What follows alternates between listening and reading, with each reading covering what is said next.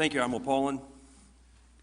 Good morning, everybody. Good morning, Admiral Papp, Admiral Courier, distinguished guests, and good morning to all the men and women in the United States Coast Guard that are serving here and around the world. It's a great day, and it's certainly an honor and a privilege to be here today. So another year has come and gone since the Commandant delivered his 2012 State of the Coast Guard address. Knowing that the Coast Guard would face significant challenges and many uncertainties, he laid out our course, our way forward, including that we needed a well-trained and proficient crew. We need well-crafted standing orders, and we need a sound ship that is well-equipped, that can take on all threats and hazards, and we need to take care of our crews and our families. We have accomplished so much this last year, and I'm always in awe of the dedication, the professionalism, and the leadership of our Coast Guardsmen, and the support they receive from their families. See, regardless of the challenges ahead of our Coast Guardsmen, they continue to take charge. They're engaged, and they lead at all levels. And they need to be, because the environment we operate in is inherently dangerous, and we should always be mindful of that fact. That said, we must never forget the legacy of those Coast Guardsmen who made the ultimate sacrifice to the service of our nation. In a few minutes, the Commandant will deliver his 2013 State of the Coast Guard address. He will address the challenges we face, and as in the past, he will provide clear direction and a course of action, our way forward. With our Commandant's guidance and with involved and engaged leadership on all levels, together we will overcome any challenges ahead. So it's now a great honor for me to introduce you to a man that I've gotten to know well these past few years. He is a man that is committed, and he really cares about all of us. He cares about the whole Coast Guard family. I could not be more proud to work for and to serve with our 24th Commandant, Admiral Bob Papp.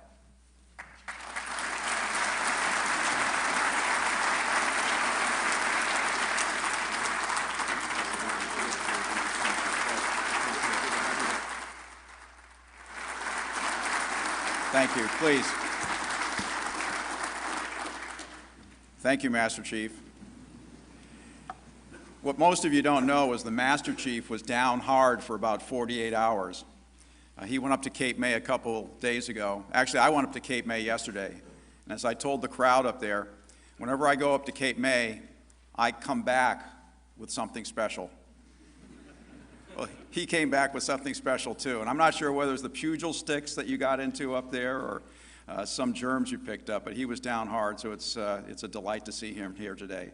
And we're up there for the Bruckenthal ceremony yesterday. I know your heart was broken that you couldn't be there, but you were represented well, so thanks. Thanks to all of you for being here. Representative Garamendi, thank you for being here, our new ranking member on our Coast Guard subcommittee in the House. It's an honor to have you here, sir. Our former Commandants, Admiral Gracie and Admiral Kramick, thank you. The Vice Commandant, Admiral Courier. Our Coast Guard's First Lady, Linda, thank you for being here with us as well. But more importantly, thanks to all the 600 people that are here. This is tremendous.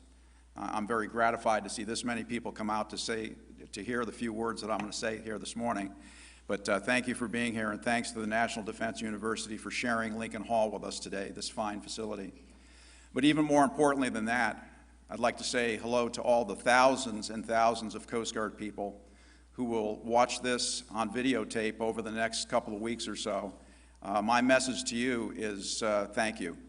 This is my opportunity to speak to all of you once a year, and the bottom line up front is I want to thank you for all that you do out there. And I know right now, as we await decisions on sequestration, the budget, the continuing resolution, I want you to not worry about that. I want you to keep your heads in the game out there, because you're doing very challenging and sometimes dangerous things.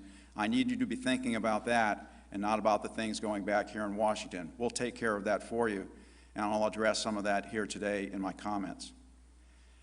You know, about a month ago, I had the rare privilege and honor to stand on the reviewing stand on Pennsylvania Avenue along with the Commander-in-Chief.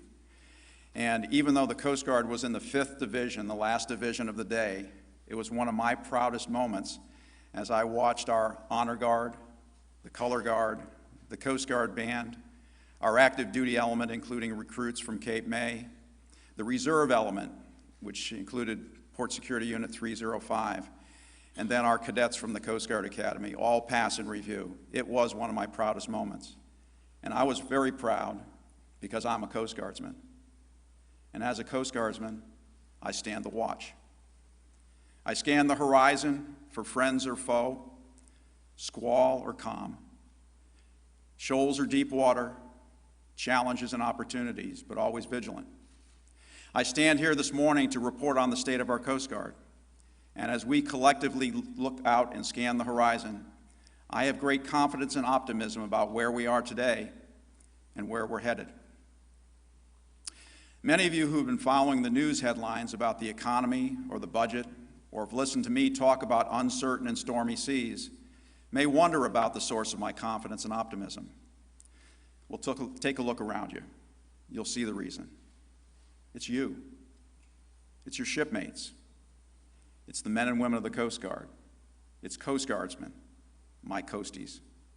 And if you want to know why our men and women inspire that confidence, in spite of the challenges that we're facing, look no further than our response to Hurricane Sandy just 4 months ago. Sandy was the largest hurricane we've ever seen. It brought terrible destruction to an area that rarely sees storms that large. And even as I speak today, it's continuing to impact the lives of many people. But I've never been more proud of our service or seen more clearly the value that we provide to the American people. How Hurricane Sandy tested the Coast Guard, as well as our ability to respond to that test, provides a clear example of our value to the nation. First, we were ready. In advance of the storm, our captains of the port in each sector worked within the interagency, our DHS components, and with industry to ensure that the ports were secured. We used Rescue 21, the automated identification system, AIS, to locate vessels that might be in the path of the storm and to warn them. Emergency Position Indicating Radio Beacons, or EPIRBs, are required to be carried aboard commercial vessels.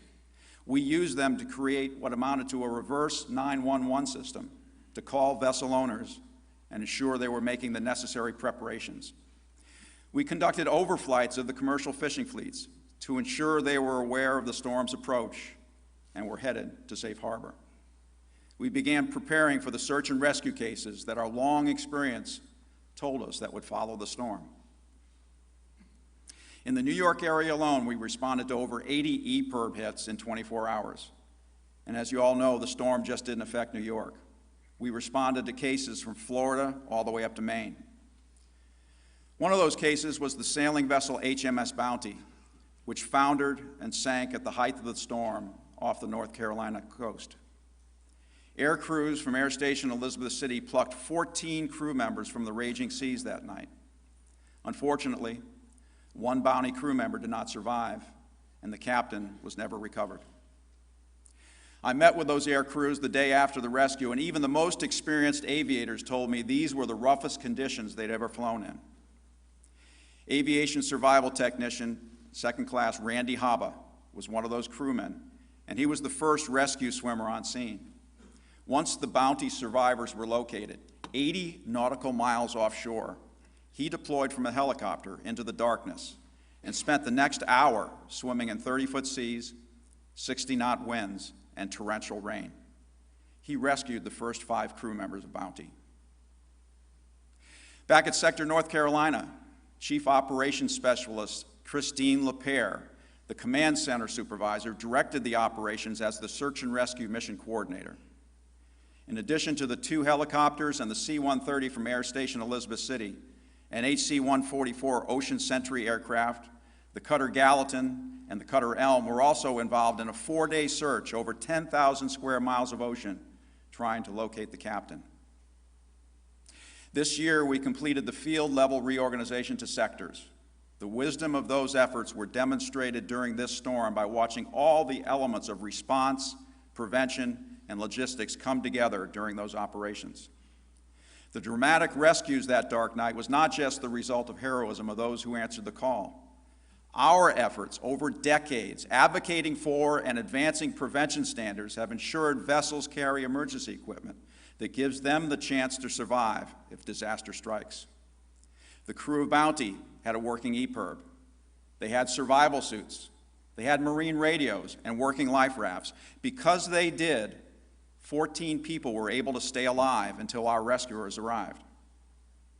Mr. Alex Weller, who's the senior prevention attorney for the Office of Marine and International Law, is a Coast Guardsman who's spent decades fighting for those safety standards and developing and supporting our rulemaking initiatives. He's been a leading voice in improving vessel safety and security, merchant marine credentialing, and pollution response and prevention. Now, you won't see his efforts portrayed on the Weather Channel's Coast Guard series, but on the other hand, the best search and rescue case just might be the one that we prevent. It's on these two pillars of Coast Guard operations, prevention and response, that our success has always rested. So as the clear skies appeared on the horizon and the storm passed, as all storms eventually do, over 800 Coast Guardsmen, active, reserve, civilian, and auxiliary, from units all over the country, arrived to assist those in the impacted areas. We worked with other DHS components, FEMA, Customs and Border Protection, as well as other government agencies, the Department of Defense, including the Army Corps of Engineers, to lead the recovery and reopening of all the ports along the mid-Atlantic coast and to restore the vital movement of commerce. We responded to and investigated more than 500 spills of oil and hazardous material in the ports of New Jersey and New York, including 3 major spills totaling almost 500,000 gallons. And we established a multi-agency response organization that oversaw 1,500 people covering 1,200 miles of shoreline. Now, after the rescues and the reconstitution of our own units and commands, our first job was to work with industry and our state and local partners to reopen the port and reestablish the marine transportation system. It was critical to get the commerce flowing again as soon as possible, especially fuel. Jet fuel for planes, home heating oil, and gasoline for filling stations. Commander Linda Sturgis led our Marine Transportation System Recovery Unit in that effort. Working initially with no power, no computers, no phones, and very limited cell coverage, they worked wonders. They surveyed vital shipping channels, evaluated affected waterfront facilities, and through preparation, interagency communication, and tireless efforts, they were able to get the ships and barges flowing within less than 36 hours to enable the port to resume fuel and cargo distribution. Our Atlantic Strike Team deployed to the New York Bight area. They were brought in after the storm surge flooded the Brooklyn Battery Tunnel, severing that vital transportation artery into the city. Finding the existing efforts to dewater and open the tunnel slow and ineffective, Chief Damage Controlman Broco Boland led a team of 30 strike team members to build and employ an innovative system of pumps capable of pumping water 7 stories straight up through the Brooklyn Battery ventilation shaft. Working around the clock, Chief Boland and his team pumped over 30 million gallons of water from the tunnel and restored a crucial access point to a city of 8 million people. Our success was in part due to our modernized mission support structure. Perhaps the most important element of that mission support is the new Director of Operational Logistics, the DOL, or the DOL as we like to call them. The DOL actively managed all mission support response resources and directed the efforts of the Incident Recovery Office in New York, as well as 38 separate deployable support elements that we sent throughout the region. For the first time, this entire support organization was placed under the operational control of the Atlantic Area Commander, providing for a swifter and more decisive action than we've had in past support efforts. Electronics technician First Class Christopher Hazel was part of that mission support. A member of our Coast Guard Reserve, he was activated as soon as the threat posed by Hurricane Sandy became clear. He set up auxiliary generator power, and he designated alternate satellite and network connections, restoring critical electronic navigation and communication systems. All this work was done despite the fact that so many of our local Coast Guardsmen and their families were also impacted by the storm. Over 200 service members and their families were displaced by Hurricane Sandy in the New York and New Jersey area alone. Units in other areas were affected as well, yet our Coast Guardmen performed their duties and demonstrated the real meaning of selfless service. But we also took care of our own. Ms. Casey Van Huysen is the volunteer ombudsman at Sector New York. She used every tool available to support our families, filling 2 vacant housing units with donated goods. She organized other volunteers to sort and inventory and worked with the local Spouses Association to pack up the donated goods and to deliver them to the people who were in need. And our volunteer Coast Guard auxiliarists answered the call as well. Auxiliarist Doug DeLoyne reported to Station Sandy Hook immediately after the storm. He and his crew stood the watch at the station's entrance in the wind and the cold for over 3 weeks. And then they led a team of auxiliaries to begin repairing the storm damage to help the station return to normal operations. He has over 4,000 hours volunteering with the Coast Guard. Auxiliarist DeLoyne and the others I mentioned, Commander Sturgis, Senior Chief LePere, Chief Boland, Petty Officer Haba, Petty Officer Hazel, Mr. Weller, and Ms. Van Huysen are all here with us, and I'd ask you all just please stand up and be recognized by the audience here today.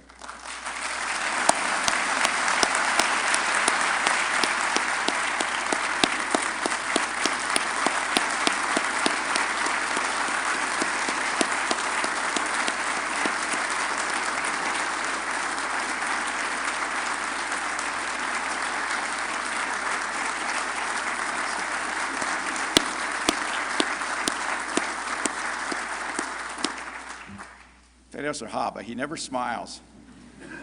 He'd rather be out jumping out of a helicopter. Good to have you all here. So that's the source of my confidence. It's our Coast Guard men and women. And in that tragedy of Hurricane Sandy, we saw all the best of our Coast Guard. All the elements of our service came together and worked as a single team. And that's what we do best. In my first State of the Coast Guard address just over 2 years ago, I told you we were going to take a fix on our position. Based on that fix, I set forth my Commandant's direction, setting a course that would steady the service, honor our profession, strengthen our partnerships, and respect our shipmates, while focusing on 4 priorities: sustaining mission excellence, recapitalizing and building capacity, enhancing crisis response and management, and preparing for the future. In my second State of the Coast Guard address, I told you that while we were continuing on course, we were navigating in uncertain and stormy seas. Our nation was making difficult but necessary decisions to enable us to cut the deficit and to put our fiscal house in order. And that reality still exists. Anywhere you look in the media, you'll see that we continue to maneuver on those uncertain and stormy seas, and they may very well get worse before they abate. But one thing I've learned is that you can't change the weather. You can only adapt to it. So how are we adapting as a service? What is the state of our Coast Guard? Well, thanks to the incredible efforts of our people, we've made great progress despite the challenges we faced. Today, I'm releasing my Commandant's Situation Report, or SITREP. I encourage you all to read it. This SITREP reports in detail on the work we've done on our service's priorities and our objectives from the Commandant's direction, and the key work that remains on the course ahead.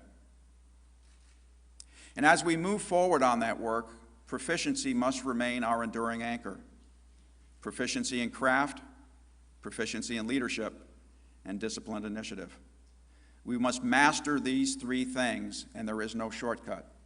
In a service where we hold the lives of our shipmates in our hands and others, our standard must be and is excellence. Proficiency has 5 parts. The first 2 are the service's obligation to individual Coast Guardsmen. First, the service provides training, education, qualification, and certification. Next, once qualified, we provide advanced knowledge, experience, and seasoning. Now, we'll continue to provide these to our people, but I'm becoming increasingly concerned that shrinking budgets have impacted our ability to hold courses, to pay for travel and training, and provide the extra boat hours and aircraft hours that we must continuously use as we seek smarter and more innovative and more economical ways to provide these experiences. Our people deserve it, and our service to the public demands it. The other three elements of proficiency we own as individuals. Each of us is duty-bound to perform these elements ourselves for the good of the nation, our service, and for our shipmates. The first of these three is self-discipline and voluntary adherence to a set of rules or standards. The next is sustained drive to achieve higher levels of excellence. And finally, the continuous pursuit of mastery of craft. And what does that look like? Well, I see it here today in the front row with our Hurricane Sandy Coast Guardsmen who strive for mastery of craft. Their actions also demonstrate disciplined initiative, the ability to improvise and innovate while balancing risk versus benefit, another enduring anchor of our service. Well, I told you about our efforts in Hurricane Sandy and about the success of our reorganization to sectors and the creation of the DOL and the Mission Support Organization. Let me highlight two other areas for you. Sustaining mission excellence remains our highest priority.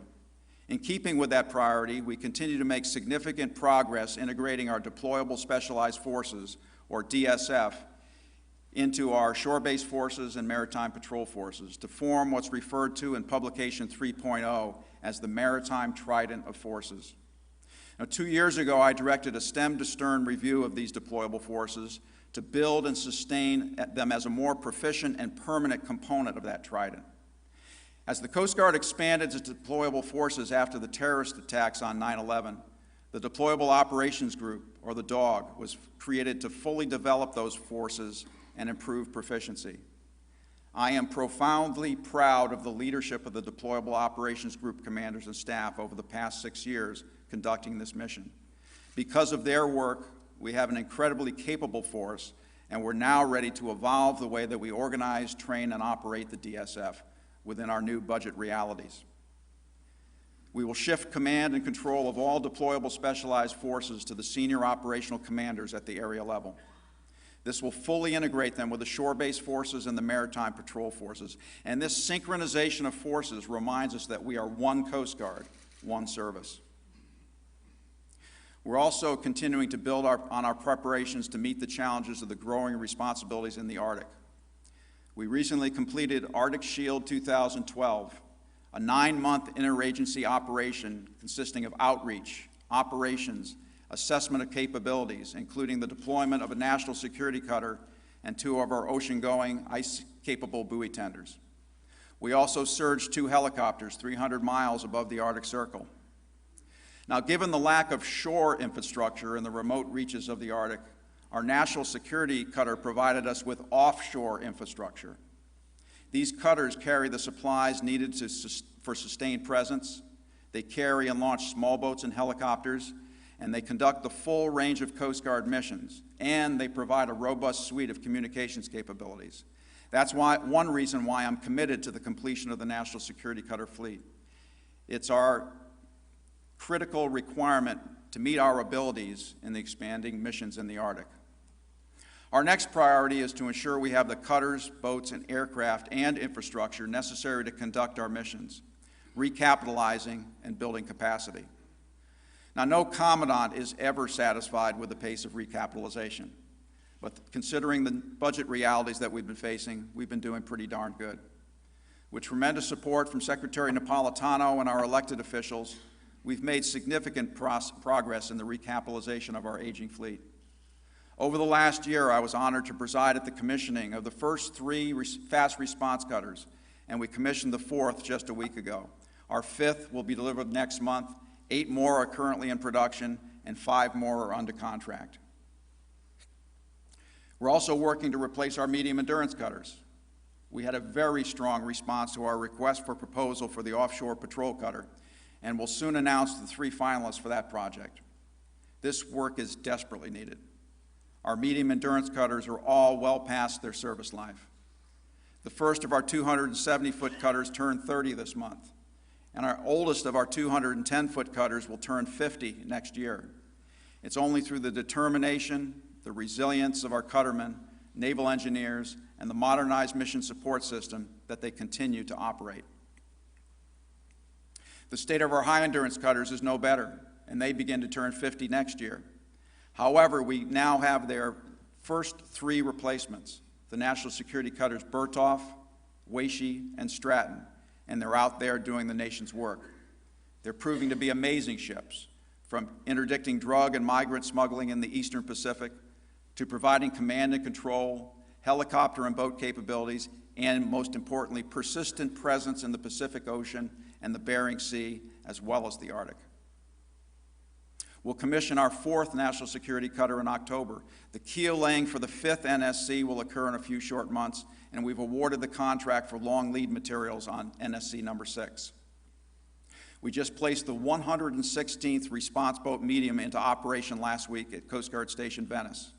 We completed an overhaul of the cutter Polar Star, returning the country's only heavy icebreaker into active service. And to date, we've taken delivery of 14 of our new HC-144 medium-range surveillance aircraft. We have our 9th C-130J under contract, and we're nearly complete with our H-60 helicopter conversion, and we've begun production on a prototype for an upgrade to our H-65 helicopters. And these tools are critically important, and I thank the Secretary and our elected officials for the strong support they've given us to acquire the boats, the cutters, and the aircraft our Coast Guardsmen deserve and our nation needs. Now, in order to fund and properly manage all these assets, we first have to ensure that our fiscal house is in order. This was the first year our service had a full-scope audit of all 5 of our financial statements, and we received a qualified opinion. Now, you might think, qualified opinion, so what? Well, we're the first of the armed services that have achieved this milestone, and this effort has placed a significant workload on the entire Coast Guard, and our storekeepers, our yeomen, and our civilian financial managers in particular have done tremendous work. Our goal for 2013 is a clean audit, and we will accomplish that goal. Another big event for us this year is our move into our new headquarters. It will be the first time in over 2 centuries of service that we've had a building designed from the ground up to be a Coast Guard headquarters. It's almost complete, and we move in a few short months. I'm happy to have some of our new neighbors here from Anacostia today, the principals from Eagle Academy Elementary School, Kramer Middle School, and Ballou High School. Welcome to all of you. We've already started to build up our partner in education program with these schools, and we look forward to being great neighbors and great partners with all of you.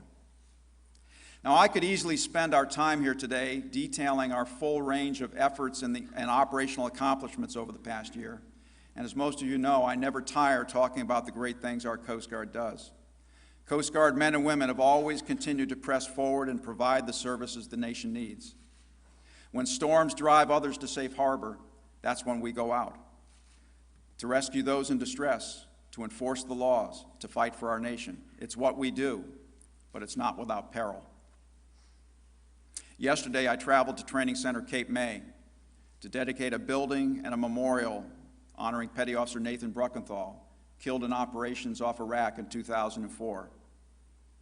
Tomorrow, I travel to Aviation Training Center Mobile to dedicate a memorial to the crew of the helicopter 6535, Lieutenant Commander Dale Thomas, Lieutenant Junior Grade Thomas Cameron, Chief Petty Officer Fernando George, and Petty Officer Drew Knight were killed in a crash just a year ago.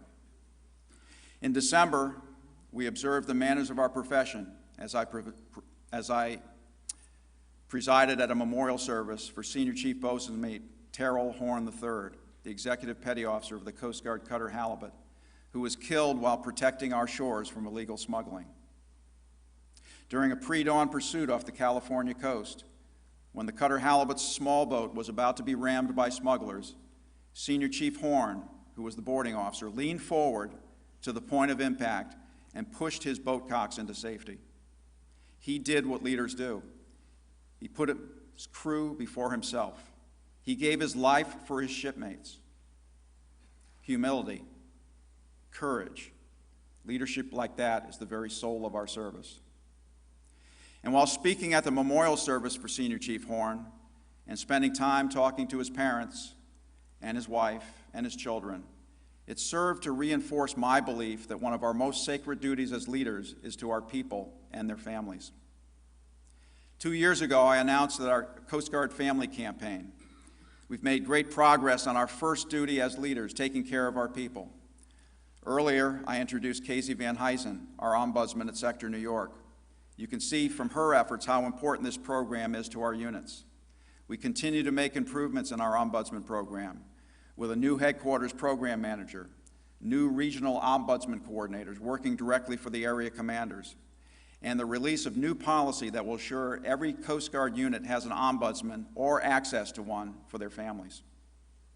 We continue to enhance and expand opportunities for affordable and quality child care and ensure that our child development centers continue to meet the highest national standards.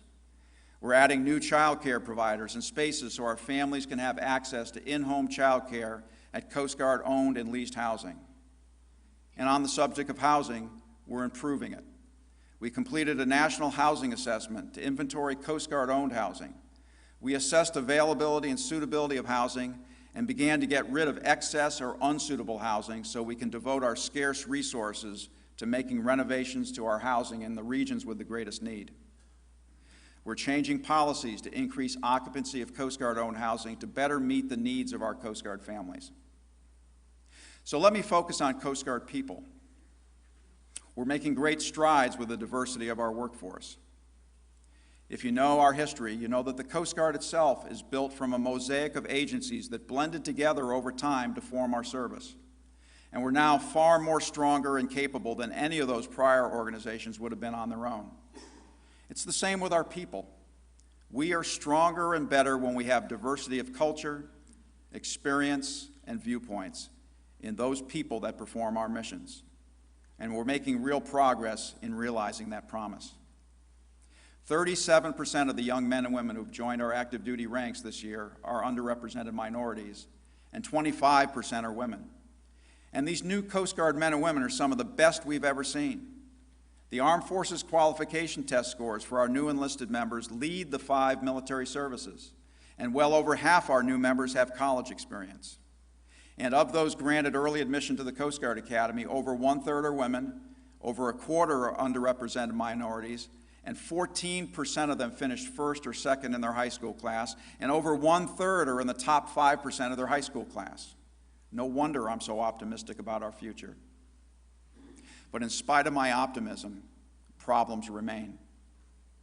While I'm incredibly proud of all the things we've done to keep our service sound, we still must eliminate those things that have no part in our Coast Guard: sexual assault, hazing, harassment, and alcohol abuse, or any other activity that's contrary to our core values.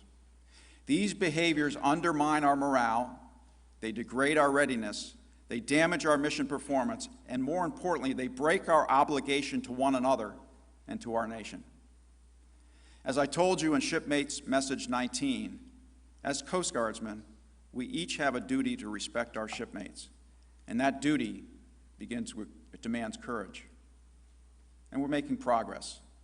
Our Sexual Assault Prevention and Response Task Force completed a year of work to identify the problems and to propose solutions.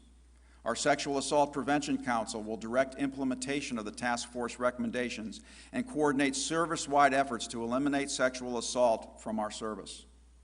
We're emphasizing education and training, improving our response capability and victim support network, and ensuring accountability for those who engage in this violent crime or those who allow it to occur. Remember, there are no bystanders in the Coast Guard, and I need all of you to help me with this. We will eliminate sexual predators from our midst. We will protect our shipmates and hold predators accountable.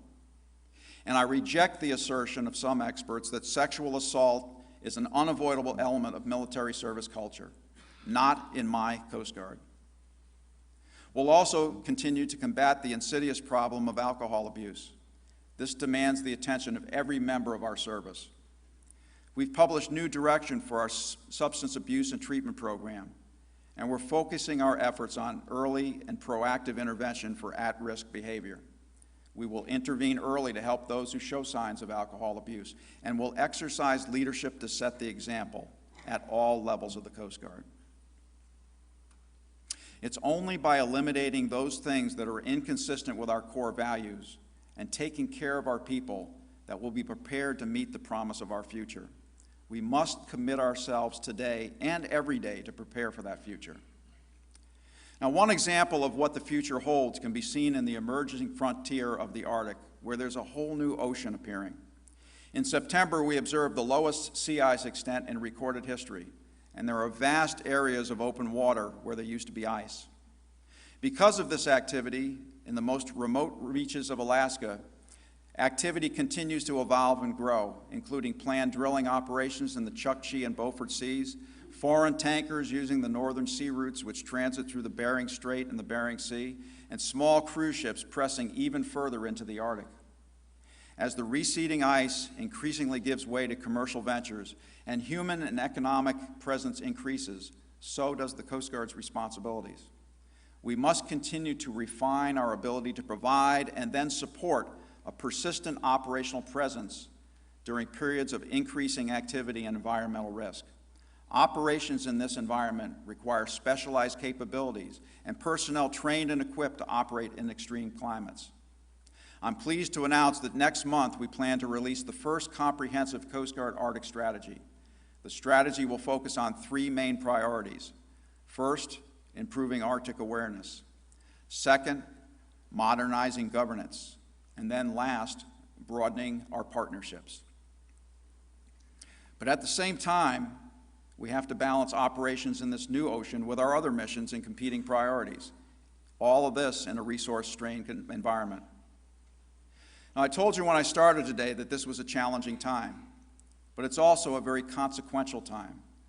Our presence, both in the Arctic and elsewhere, is important.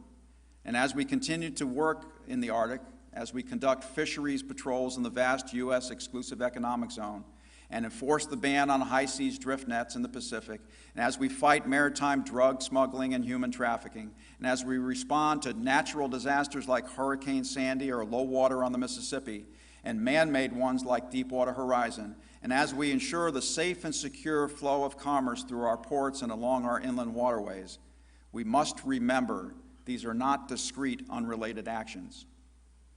These activities, like all our missions, are much more than the sum of their parts. They define us as one Coast Guard. Now, people are often surprised to hear that the same Coast Guard that's rescuing mariners off the coast of North Carolina, managing oil spills in the Gulf of Mexico, teaching boating safety in Florida, and maintaining aids to navigation along the Mississippi, is the same Coast Guard that's doing joint boardings off Africa, or patrolling the Arabian Gulf, or interdicting smugglers off South America, or breaking ice in Antarctica. Well, that sense of surprise displays a misunderstanding of what we do and our value to the country. Human activity affecting our nation, both lawful and illicit, continues to expand. More than 95% of global commerce is carried by sea. Well over 1 million seafarers serve on commercial ships, and over 2 billion passengers board ferries and cruise ships around the world. New energy exploration is planned in the Arctic and off the shores of Cuba.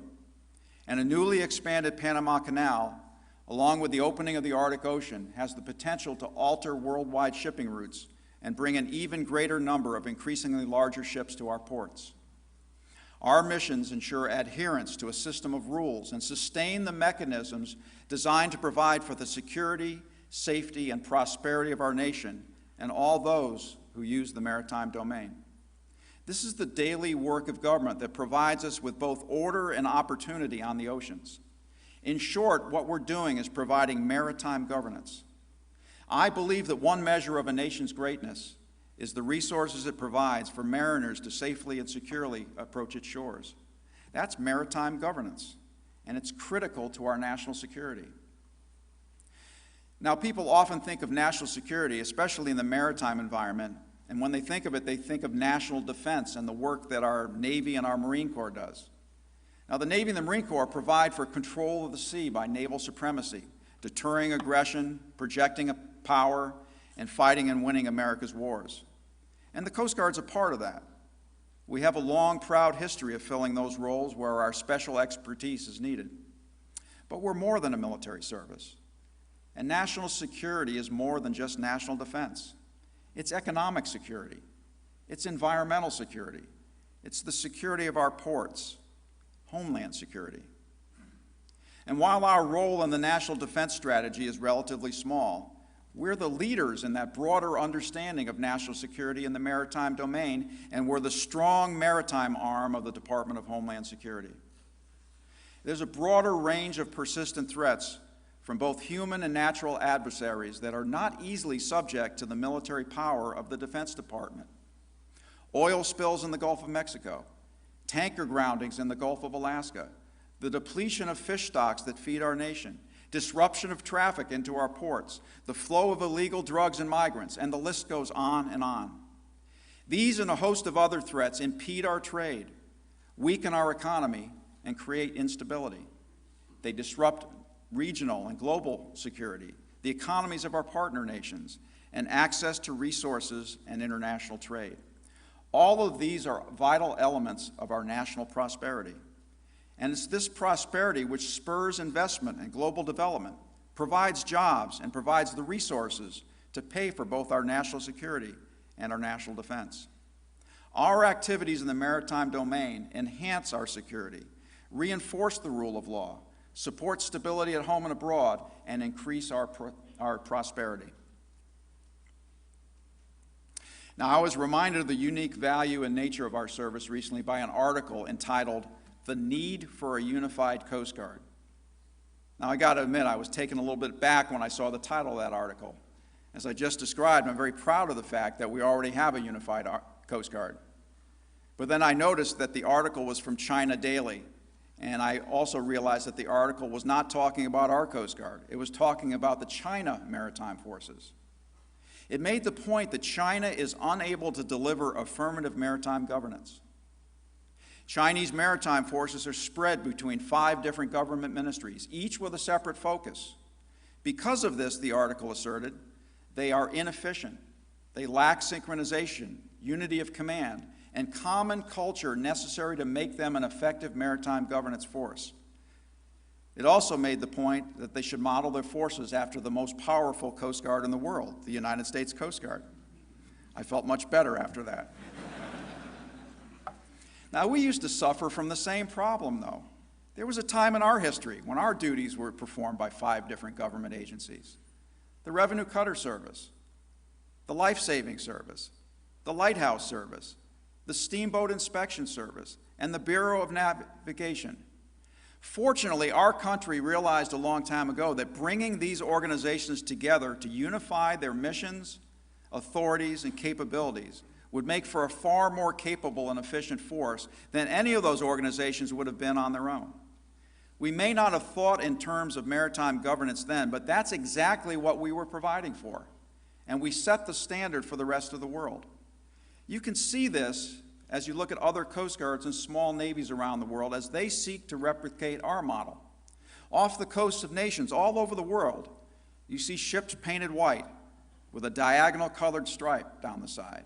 And instead of U.S. Coast Guard on the side, they say things like Japan Coast Guard, or Guardia Costiera, or Salvamento Maritimo, or Custovaca.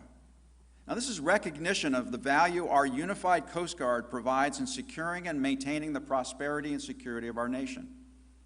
And just as the value we provide to the nation is greater than the sum of the services we provide, who we are is greater than a list of our missions. We've been seen as many things by many people, and we've even defined ourselves or labeled ourselves by slogans: lifesavers, smokies of the sea, warriors, guardians, small service, big job, and armed service, and more. Now, all these slogans are accurate, but none of them is enough, because in truth, we are simply what we've always been. We are the Coast Guard. Now, when I began this morning, I told you that I see the world as a Coast Guardsman.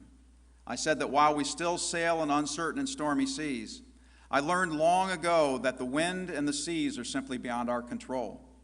What is in our control is how we navigate through those seas. I was reminded of this recently when talking to our cadets at the Coast Guard Academy. After my remarks, I got a question from one of our 4th class cadets. Her name is Haley Smith.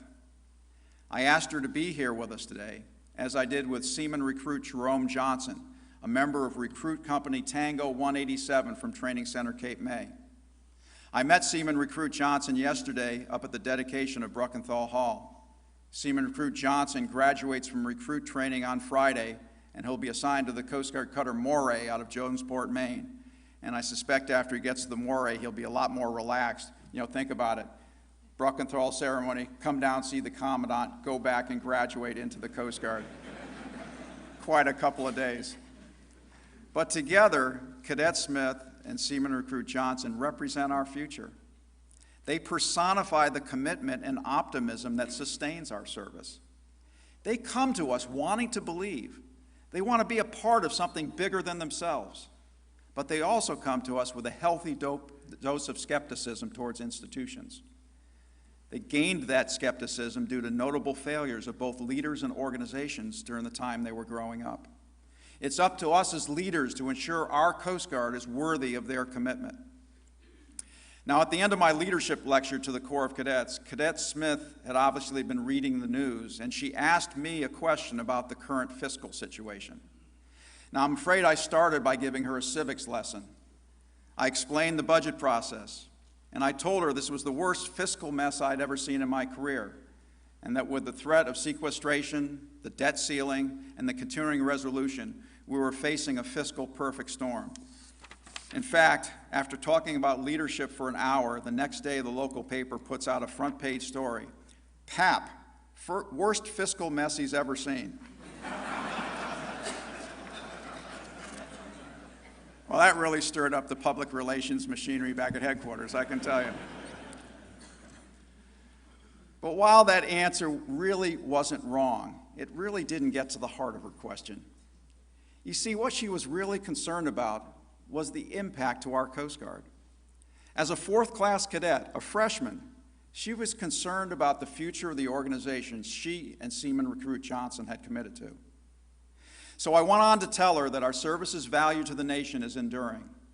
It's true that the challenges we face are real, and like everyone in our government, we may be asked to do less with less, or at least do the same work but by different means. But there will be a place for her and Seaman Recruit Johnson, and for our Coast Guard today, tomorrow, and into the future as far as I can see, to the horizon and beyond.